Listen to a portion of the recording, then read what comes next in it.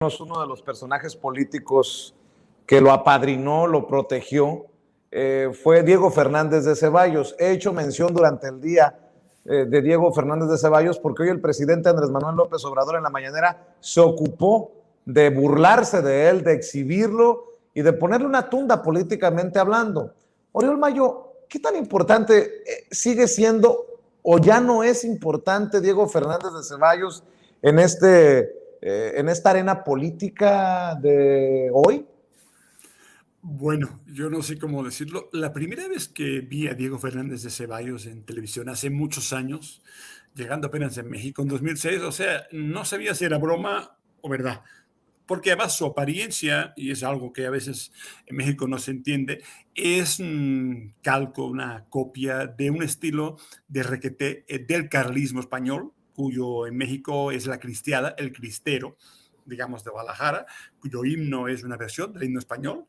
Entonces, su imagen es rancia, antigua, el estilo de impostura hispánica, ibérica. Él casi parecía, si él fuera, sería de Navarra, porque todo el estilo, toda la imitación, yo creo que desde pequeño es un criollo que se la pasa imitando la peor carcundia de España. Entonces, yo cuando lo vi me pareció, no sé si era chiste, si era un personaje, no sé, impostado de Jesús Rodríguez o algo extraño, porque parecía parodia de algo, pero de algo español, porque además es un imitador de los peores tics del franquismo español. Pues yo digo, cuando digo carlista, es la gente que defendía el rey y los fueros, la santa religión, contra el liberalismo, contra la república. Entonces, muy parecido a lo que fue la cristiada en la zona de los Altos de Jalisco, Guadalajara. Entonces, su estilo es brutal. Y luego ya te enteras que es abogado y dices, bueno, pues abogado y ser abogado en ese contexto, sabemos, si algo aprendimos de los abogados, de las sagas de abogados, empezando por los Gómez Mon y tantos otros, o ese bendito que está ahora en prisión,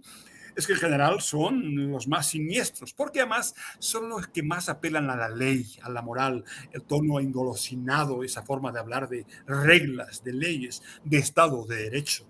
Esas palabrotas copiadas, insisto, de ese estilo hispánico donde hay que impostar la voz para que parezca que lo que se dice es muy serio y muy profundo y es la verdad histórica revelada, pues me parece un chiste. Ese personaje sería un chiste, obviamente, si no tuviera una historia de esas puertas giratorias, directas y constantes entre poder político y negocios privados, que los abogados, por cierto, representan muy bien, porque están justamente en esa franja de relaciones, de redes, de contactos entre agentes privados y agentes del gobierno que acabarán siendo o son ya agentes de los privados. Esa turbulenta relación entre un Estado que no se respeta a sí mismo, donde estar en el gobierno significaba pasar información para algún día hacer negocios, explica personajes como Diego Fernández de Ceballos.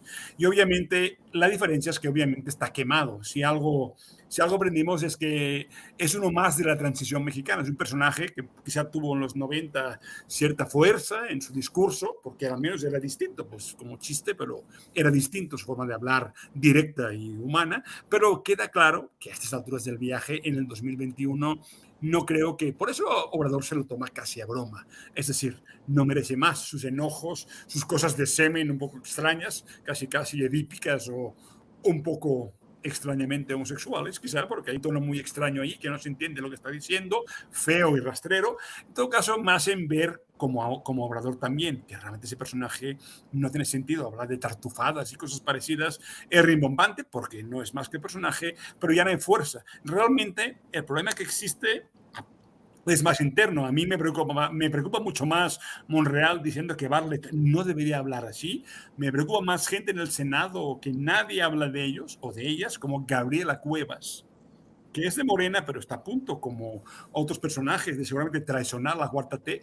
Y nomás les doy un dato: Gabriela Cuevas, que empezó odiando a AMLO en 2006, en su timeline de Twitter, no puede evitar la rabia contra Hugo López-Gatell. Y si algo distingue a los panistas de closet antes de convertirse o de volver a su estado natural, es ese odio exacerbado contra López-Gatell. Entonces, diría yo que vayamos viendo, no Fernández Ceballos, que francamente pues, es como Broso, según hacía reír en 2003, pero hace muchos años que prácticamente se ríe su secta y punto. Ya no tiene mayor importancia, nadie lo ve. Diego Fernández de Ceballos pues tendrá su momento tuitero, puede convertirse en influencer, quién sabe si podría darle juego ahí en YouTube o en TikTok, pero lo importante es ver los avisos de Monreal, ver lo que pasó con el Grupo Plural en el Senado, ver cómo acabó Germán Martínez, cómo esa reconversión de panistas del 2018 no terminó muy bien y nos queda, insisto, Gabriela Cuevas, una mujer que odiaba a AMLO con una pasión tremenda en 2006, recuerdo unas entrevistas, unos comentarios, verla en Morena en 2018 me produjo un estado de ¿qué es esto? Y chequen un poquito su timeline y verán que poco a poco puede ser que en la elección, en la reforma eléctrica, en la decisión que se tome en ese Parlamento bicameral, en la decisión final de diciembre, puede ser que gente como ella pues acaben demostrando que nunca han cambiado de partido ni de ideología. Diego Fernández, honestamente, ya casi es para que sigamos haciendo chistes, pero aunque ya la verdad aburridos, porque como todos esos personajes ya pasó su tiempo histórico. Realmente hay que tomárselo como lo que es, un carlista o cristero mexicano, un imitador de lo peor de la hispanidad y por tanto pues sigamos haciendo chistes, pero insisto, veamos más bien las maniobras, los anuncios que están llegando de los moderados de Morena y de cierta gente que está muy callada, pero que quizás están preparando, digamos, su voto con el frente empresarial, que es un frente brutal, único, que hay que luchar, pero hay que tener en cuenta, vigilar o entender quién está moviendo ciertos peones incluso dentro de Morena. Lo de Diego, insisto, pues sigamos riéndonos. La verdad que este hombre no da para más. Si no da para más Diego Fernández de Ceballos, pregunto, Miguel Martín, ¿cómo entender entonces que el presidente Andrés Manuel López Obrador le ocupe tanto tiempo? ¿Cuál es el mensaje entonces? Pues yo creo que hay que mantener a raya a este tipo de personajes, como bien lo dice Oriol, personajes teatrales, personajes que son muy, muy peculiares, que realmente pues sí te hacen levantar la ceja en algún momento por su peculiaridad.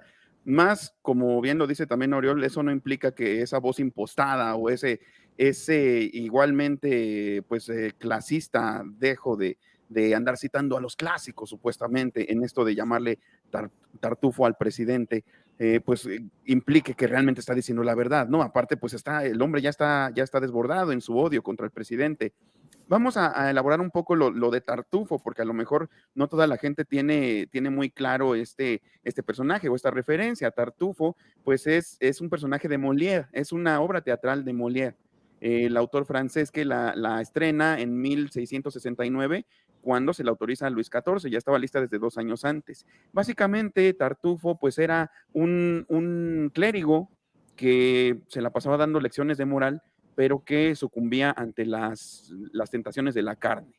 Quería enamorar a la mamá y a la hija de una familia y después se quería quedar con sus bienes. Entonces, básicamente, lo que hacía Molière en este retrato satírico, porque era una comedia, es una obra que se sigue representando, pues era satirizar la doble moral de la iglesia.